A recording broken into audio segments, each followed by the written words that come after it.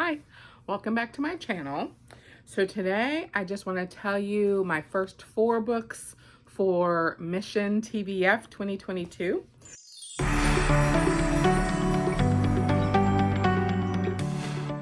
So this is the first in-person Rochester Teen Book Festival since 2018.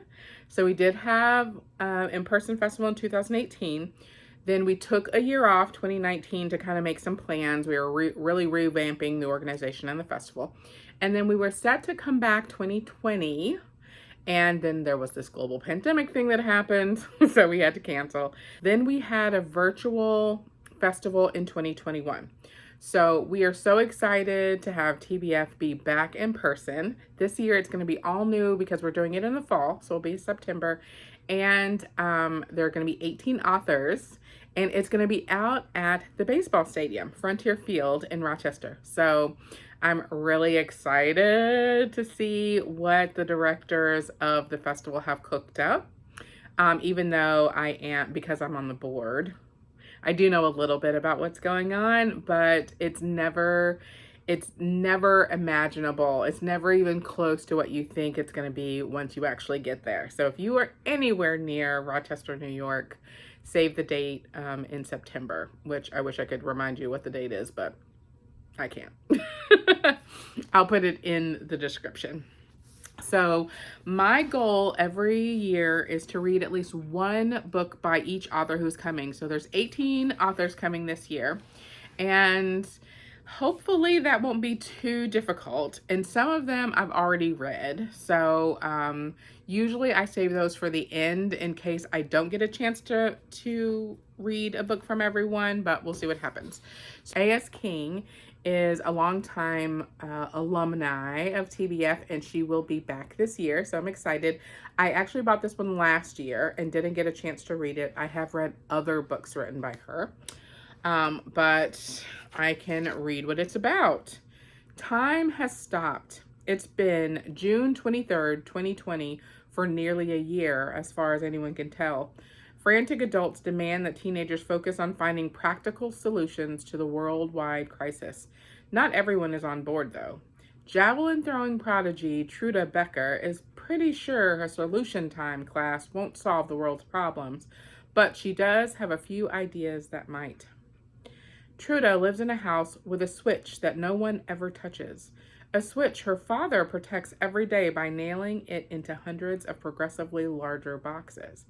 But Truda's got a crowbar, and one way or another, she's going to see what happens when she flips the switch. So that is Switch by A.S. King, one of the authors who will be attending 2022 Rochester Teen Book Festival.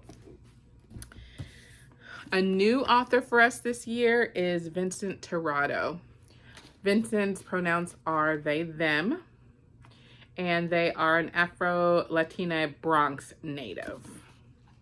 So the name of the book is Burn Down, Rise Up.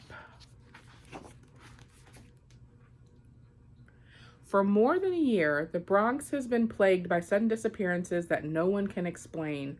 15-year-old Raquel does her best to ignore it. After all, the police only look for the white kids. But when her crush, Charlize's cousin, goes missing, Raquel starts to pay attention, especially when her own mom comes down with a mysterious illness that seems linked to the disappearances. Raquel and Charlize team up to investigate, but they soon discover that everything is tied to a terrifying urban legend called the Echo Game. The game is rumored to trap people in a sinister world underneath the city, and the rules are based on a particularly dark chapter in New York's past. And if the friends want to save their home and everyone they love, they will have to play the game and destroy the evil at its heart, or die trying. So that is Burn Down, Rise Up by Vincent Tirado, and I actually am really excited to read this. I just read the very first part of the description before, and I was like, okay, that sounds kind of interesting, but the last section, I'm on board with that. All right, Ellen Hopkins.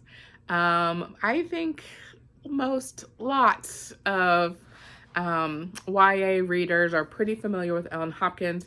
She is another one of our longtime supporters and consistent attendees of Rochester TBF. She and A.S. King are both on our author panel, so that means that they help us think about how to appeal to authors and the kinds of things that authors might like to see at festivals.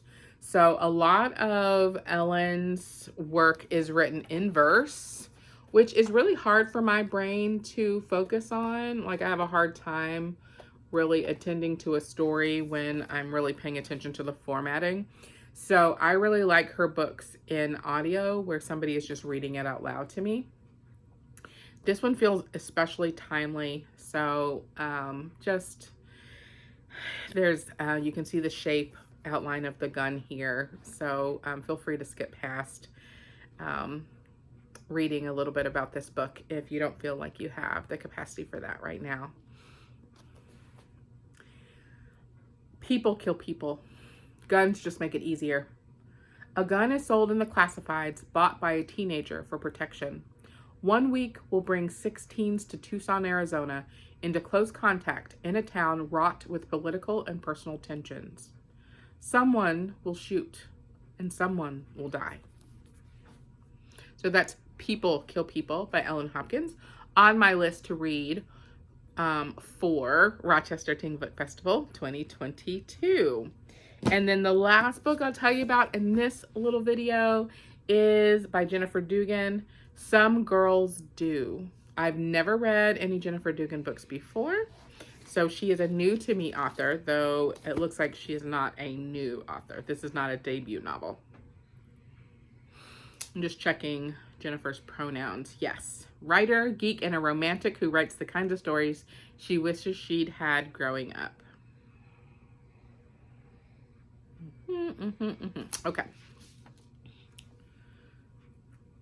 So this is Some Girls Do. Morgan, an elite track athlete, is forced to transfer late in her senior year after it turns out being gay is against her private Catholic school's code of conduct. Ruby loves nothing more than tinkering with her baby blue 1974 Torino, but most weekends she's stuck living out the dreams of her mother, a former beauty queen, by competing in local pageants. Morgan and Ruby are drawn to each other, and when they're together, Ruby begins to envision a future for herself she never thought possible. But while Morgan, out and proud and determined to have a fresh start, doesn't want to have to keep their budding relationship a secret, Ruby has never told anyone about the feeling she's denied herself for so long. From the author of Hot Dog Girl comes this unforgettable, achingly honest contemporary queer romance about what happens when you find your first love while you're still discovering who you really are. So that sounds like a great queer contemporary romance. Love it. I just recently, as in yesterday, finished The Last Night at the Telegraph Club, which sounds like there's some similarities and themes there. I will recommend that, but I'm going to do tea and a book using Telegraph Club, so I can tell you more about that in a different video. Okay, if you buy books through bookshop.org, you are welcome and encouraged to use my affiliate link. All affiliate link proceeds will go towards my annual contribution to the Rochester Teen Book Festival. We will have an official bookseller closer to the time of the event, in which case I will encourage folks to use that bookseller instead.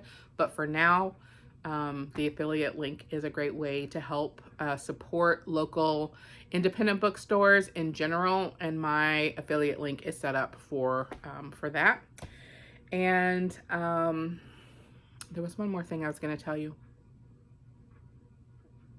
Oh, another way that you can donate is directly to Rochester Teen Book Festival. The entire event is free for participants, and we hope to keep it that way. But as you might imagine, fundraising and donations have been down over the last couple of years because there have been no things going on, really.